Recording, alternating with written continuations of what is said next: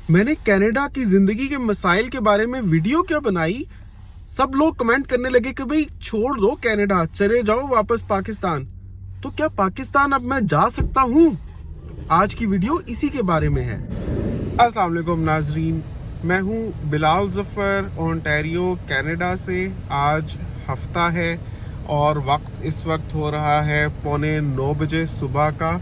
और माशाल्लाह फरवरी में भी बहुत प्यारी धूप निकली हुई है। दर्जा हरारत आज थोड़ा सा लो है, बाहर -10 चल रहा है। कल +10 था, आज -10 है।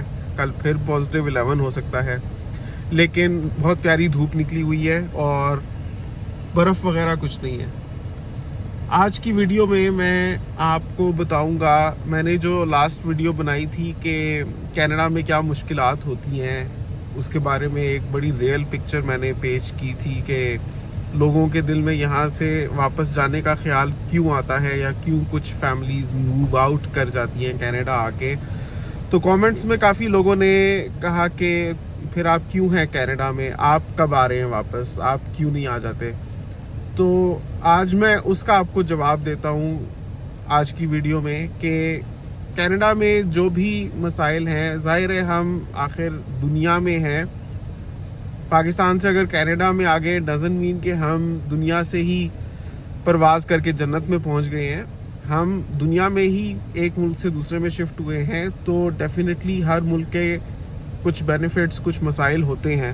लास्ट वीडियो में मैंने सिर्फ मसाइल का जिक्र किया था, बेनिफिट्स भी बहुत हैं कनाडा में होने के। बहुत लोग होते हैं जो दुबई से, सऊदी अरब से कनाडा आना चाहते हैं, आते हैं। अभी डॉक्टर के साथ एक अपॉइंटमेंट थी, तो जो मेल डॉक्टर था वो 15 साल सऊदीया में रहकर तो कनाडा में आज से 10 साल पहले शिफ्ट हुआ था अपनी फैमिली के साथ, और अभी यहाँ पर गवर्नमेंट डॉक्टर है। और जाहिर है कि एक सोचा समझा फैसला उस बंदे ने किया है, क्योंकि कह रहा था कि सऊदी अरब में उसने कम से कम 9 हज किए हुए हैं माशाल्लाह। तो अब यहाँ पर कनाडा में एक ऐसे बंदे ने कनाडा आने को चूज़ किया जो माशाल्लाह वहाँ पर इतना अच्छे से सेटल था, तो कोई तो बात होगी। और बहुत लोग यही फैसला करते हैं और they never look back. Having said this, मैंने कल की वीडियो में जो चीज़ें बताई थी कनाडा में मसाइल, तो लोगों ने कहा कि आप फिर अब कब आ रहे हैं वापस, तो आप इधर आम लेने आए हुए हैं, इस तरह की बातें। तो मतलब अब जाहिर बात, अगर मैं वापस जाने का अगर कभी सोचूं तो कनाडा के अलावा मैं पाकिस्तान ही जा सकता हूँ, क्योंकि पाकिस्तान का पासपोर्ट है मेरे पास, और तो किसी मुल्क का शहरी हूँ नहीं मैं। तो अगर मैं पाकिस्तान जाने का सोचूं तो क्या चीज़ है जो मुझे रोकती है कनाडा में पाकिस्तान जाने से, ये मैं आपको बताऊंगा। तो आपको वो रीज़न्स समझ आएंगे कि लोग क्यों आना चाहते हैं कनाडा। और अगर आप पाकिस्तान में हैं और कनाडा आने का सोच रहे हैं तो वाई आपके डिसीजन में अभी भी है वो बात है, या why you should try to come to Canada. तो विदाउट फर्दर अडू वीडियो को आगे लेकर चलते हैं, लेकिन सबसे पहले वीडियो को एक थम्स अप दे दें और चैनल को अभी तक अगर आपने सब्सक्राइब नहीं किया हुआ तो सब्सक्राइब कर लें। तो जी, पाकिस्तान में मैं लॉ लेसनेस की वजह से नहीं जाना चाहता। सबसे बड़ी जो रीज़न है, मैं लॉ लेसनेस की वजह से, मतलब कानून होते हुए समझ ले कि नहीं है या उस पर अमल नहीं किया जाता। एक आम बंदा सेफ नहीं है वहाँ पर।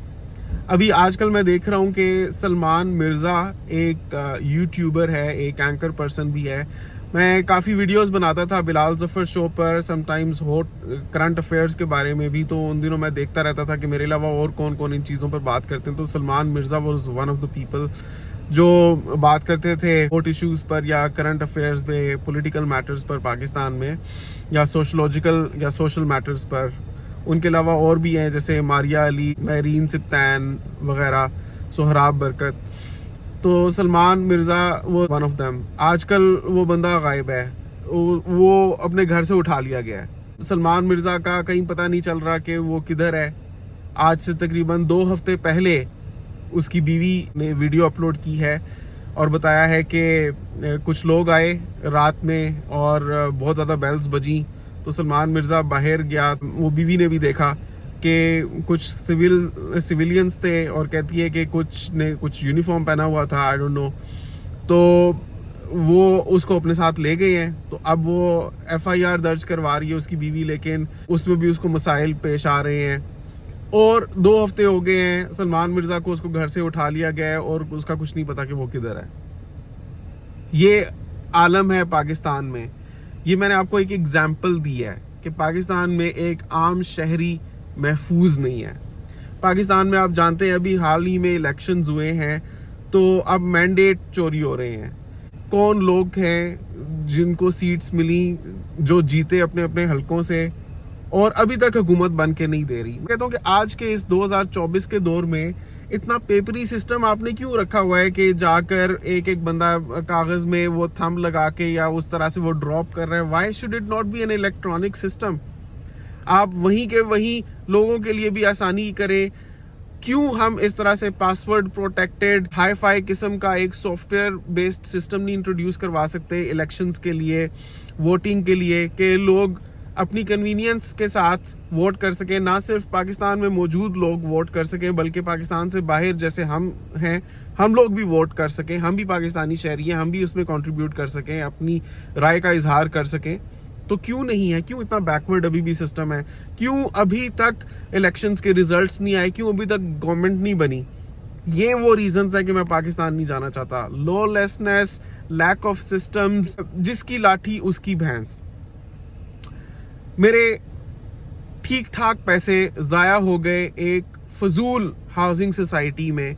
मैंने प्लॉट खरीदा था, मैंने दुबई से जो पैसे कमाए थे 2 साल काम करके, माशाल्लाह अच्छी सैलरी थी मेरी, इतनी मेहनत कर करके जो मैंने पैसे जोड़े थे, वहां पर मैंने भिखारियों की तरह तो नहीं कहूंगा, लेकिन आप समझ ही सकते हैं कि क्या लाइफस्टाइल होता है जब आप एक शेयर्ड अकोमोडेशन में रहते हैं, आपके साथ 6 बंदे और रह रहे होते हैं और आप एक चारपाई पर रहते हैं।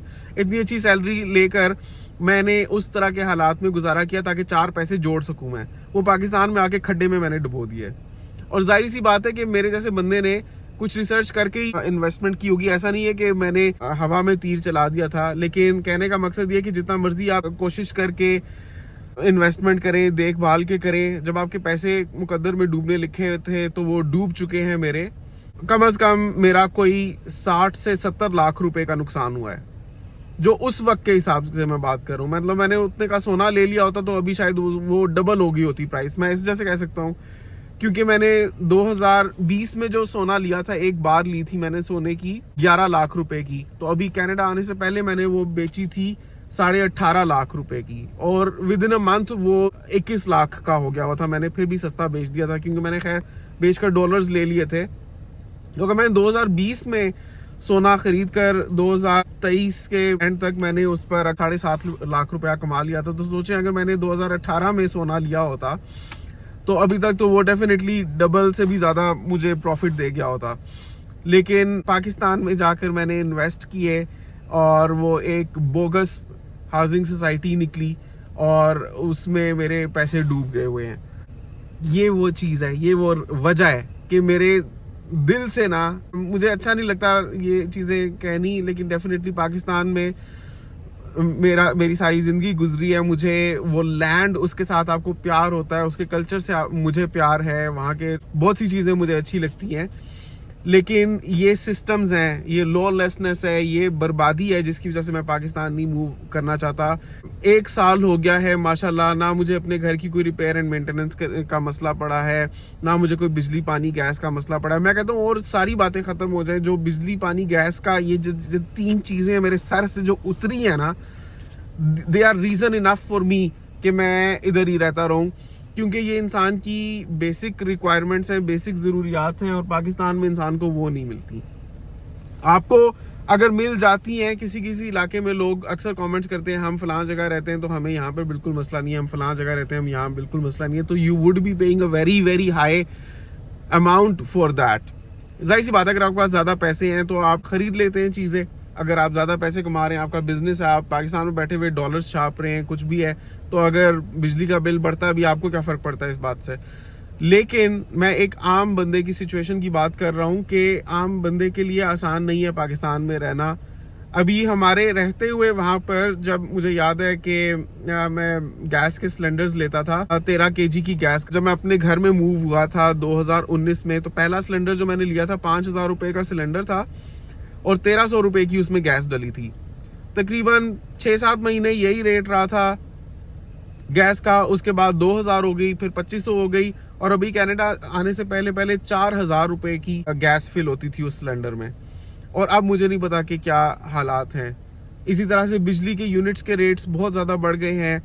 पानी के सप्लाई का हमेशा मसला ही रहता था पाकिस्तान में। अगर टैंकर्स मंगवाते हैं तो कभी अगर टैंकर की ज़रूरत पड़ती थी मुझे तो 800 का मिल जाता था, 900 में टैंकी फुल हो जाती थी। अब तो 2500 में भी टैंकर नहीं आता।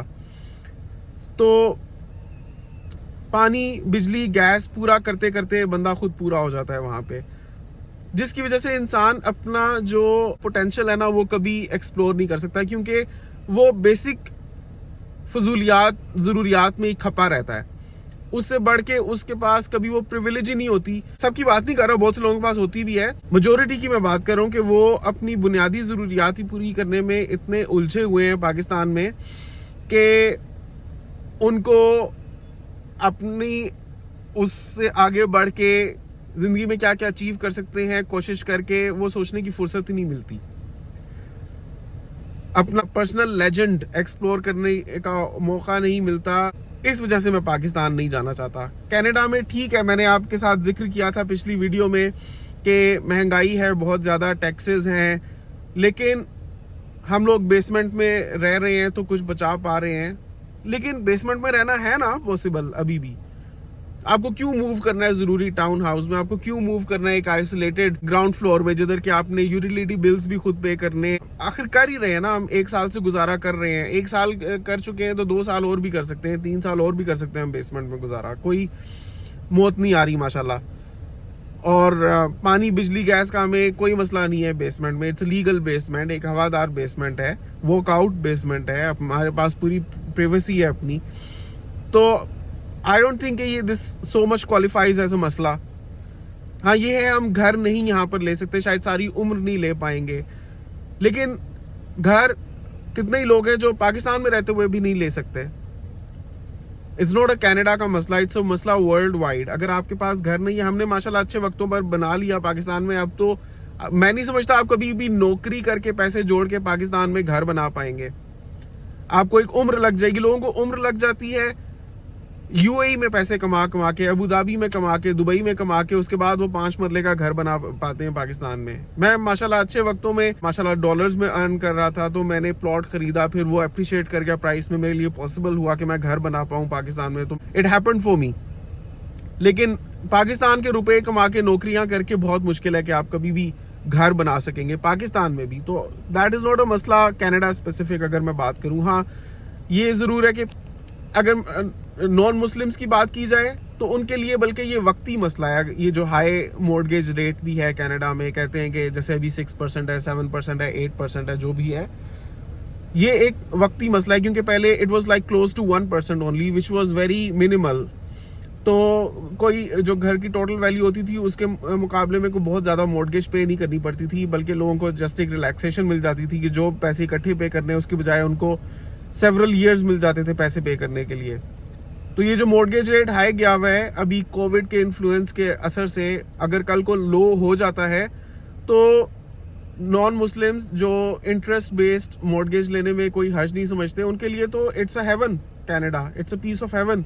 There should be no reason for them not to come here. अगर उनको इंटरेस्ट बेस्ड लोन्स की परवाह नहीं है या उनके बिलीफ सिस्टम में वो कोई गुनाह नहीं है, तो ऐसे लोगों के लिए तो Canada is a piece of haven.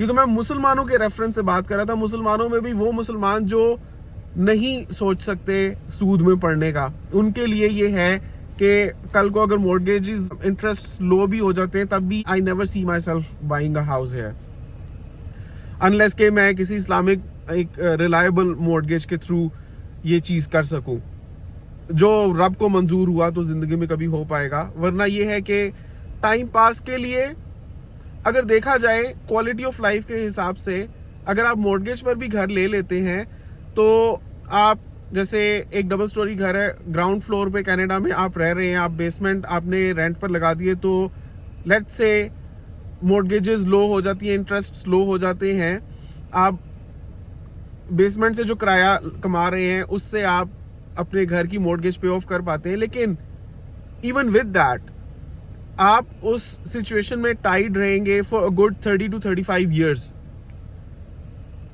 You cannot call yourself a complete homeowner in Canada. अगर आप घर मॉर्गेज पर ले भी लेते हैं, अनलेस के वो 30 से 35 साल का दौरानिया गुजर जाए और उसके बाद वो घर आप कंप्लीटली ऑन कर जाएं. सो एक फीलिंग जो आती है क्वालिटी ऑफ लाइफ के हिसाब से या स्टेट ऑफ माइंड का कि भाई मेरे पास कुछ अपना है, अपना तो उस बंदे का भी नहीं है जो उसमें पड़ा हुआ, अपना उसका कुछ एक फ्रैक्शन ही है उस घर में. तो एक किराए पर रहते हुए बंदे जिसकी कोई ओनरशिप नहीं है बल्कि उसकी निस्बत लायबिलिटी ज्यादा है घर लिए हुए बंदे के लिए, वो for a good 30 to 35 years के, उसके साथ में मॉर्गेज के ऊपर प्रॉपर्टी टैक्स और होम इंश्योरेंस भी पे करनी है और किराएदार को हर चीज ठीक करवा कर फुली एंड फंक्शनल पोजीशन में उसी को रख कर देनी है. अभी मैं किराए पर रहता हूँ तो मुझे कुछ भी यहाँ पर मेंटेन करने की टेंशन नहीं है. तो in a way I am a very leveraged and privileged person here as well, अगर एक तरह से आप देखें तो. Secondly, I am not tied to this location कि मेरा यहाँ पर घर है तो मुझे यहीं पर रहना है, मैं कहीं मूव नहीं कर सकता. कल को मुझे किसी और जगह बेहतर जॉब ऑफर होती है, कोई बिजनेस प्रोस्पेक्ट्स मिलते हैं, I can easily switch there. It's just a matter of informing my landlord कि मुझे जाना है और मैं वहां से मूव आउट कर जाऊंगा अपनी प्रेफर्ड प्लेस पर.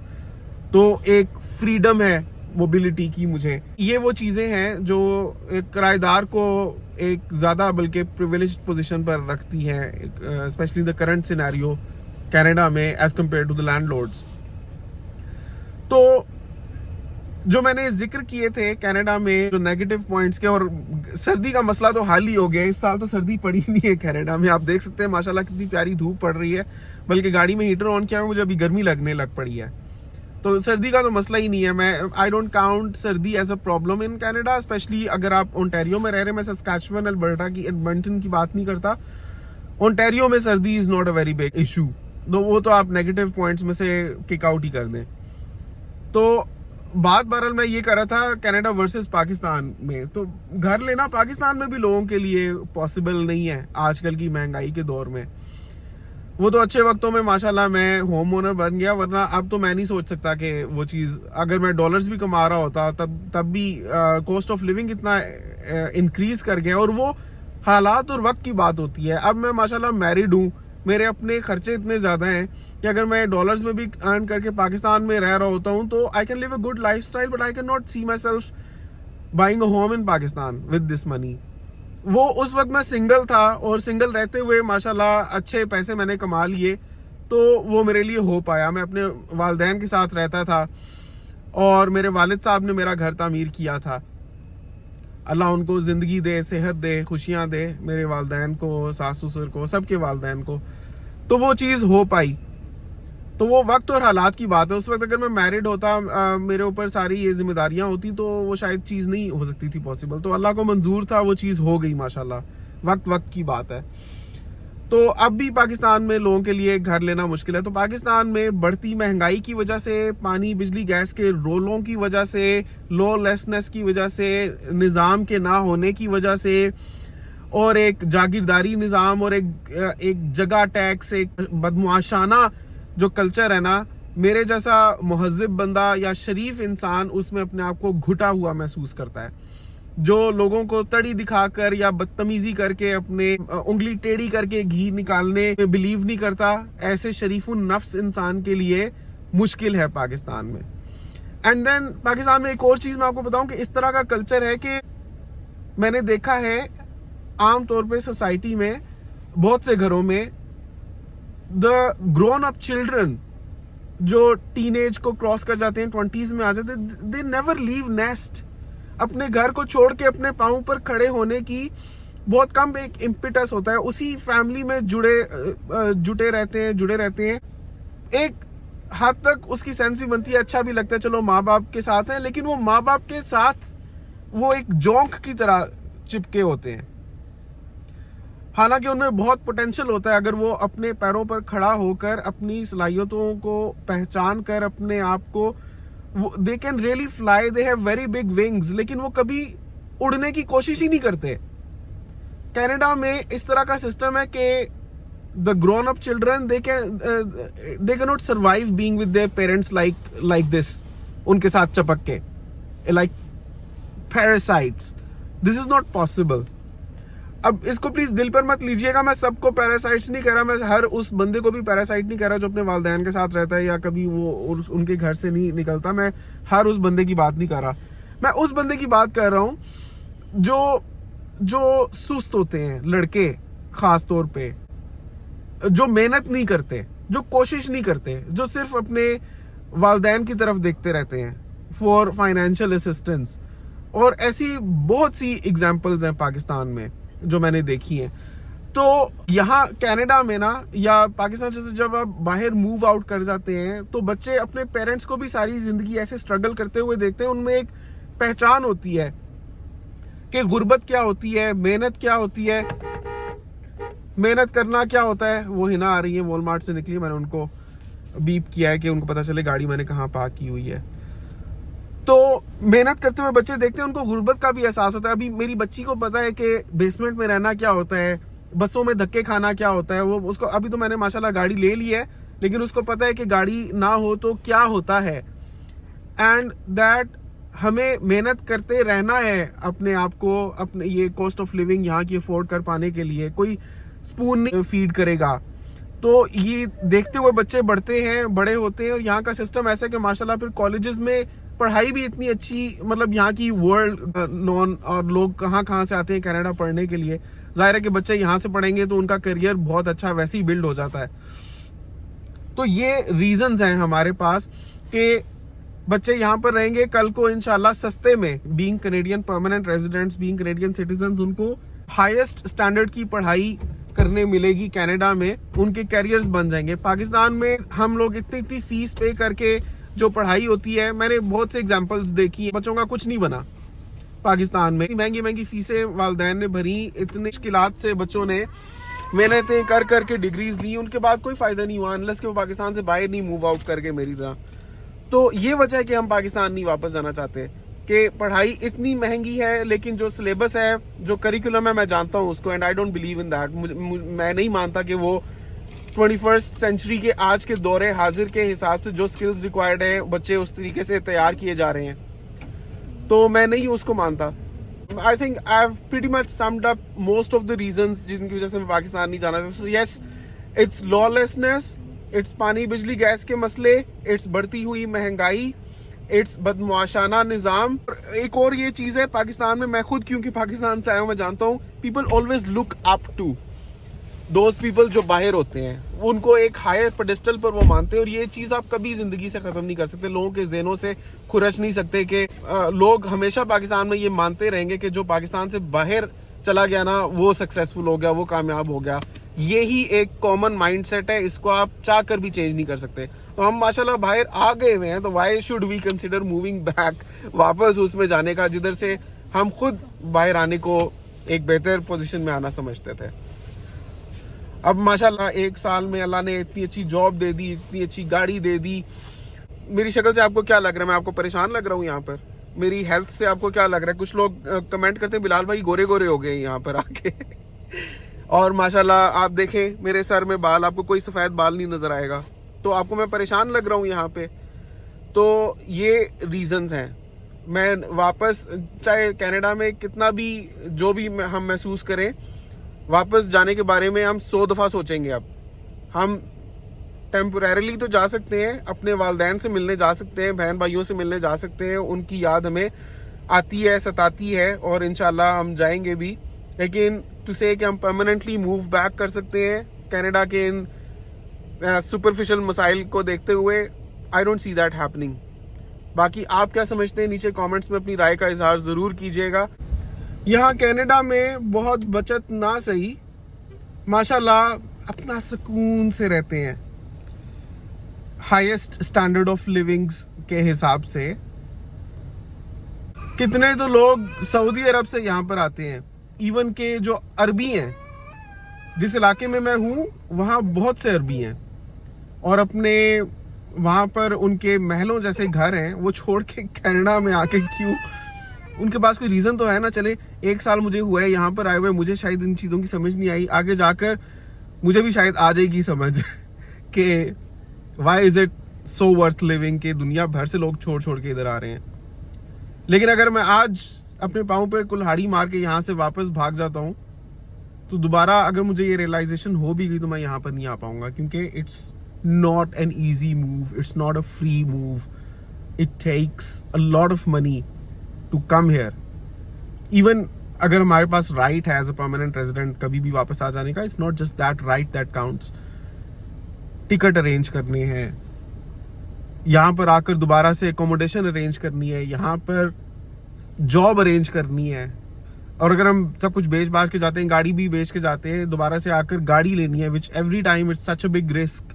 अगर आप सेकंड हैंड कार लेते हैं तो किस किस्म की गाड़ी आप ले पाते हैं, if you are able to land a good car और नॉट, वो सारी चीजें। फिर बच्चों को इधर से पटना, उधर जाके उस स्कूल निज़ाम में डालना जिसमें अब ये सेट होना इनका बहुत मुश्किल है, फिर वहां से पटना दोबारा इधर लाना, ये रोज रोज के काम नहीं है। तो हम ऐसा एक बिना सोचा समझा फैसला नहीं कर सकते इमोशंस में बह के बस यहाँ से it's as simple as that, करीब में ही एयरपोर्ट है, टिकट्स के लिए वापस भाग गए। ये एक बहुत बड़ी दास्तान है, इस वजह से हम मूव बैक नहीं कर सकते।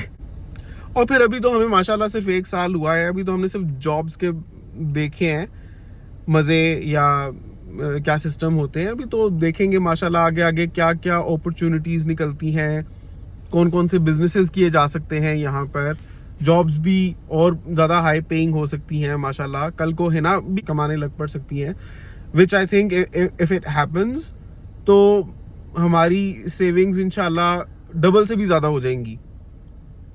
क्योंकि कल को जाहिर है अभी जोहा जाती है, जीनिया भी जाएगी, अगर हमने 1 घंटे के लिए 2 घंटों के लिए डे केयर में डाल भी दिया, उसके बाद भी माशाल्लाह अच्छी जॉब्स के साथ आप बहुत ज्यादा बचा सकते हैं। मतलब पाकिस्तानी रुपयों में बात की जाए तो you can save in millions per month.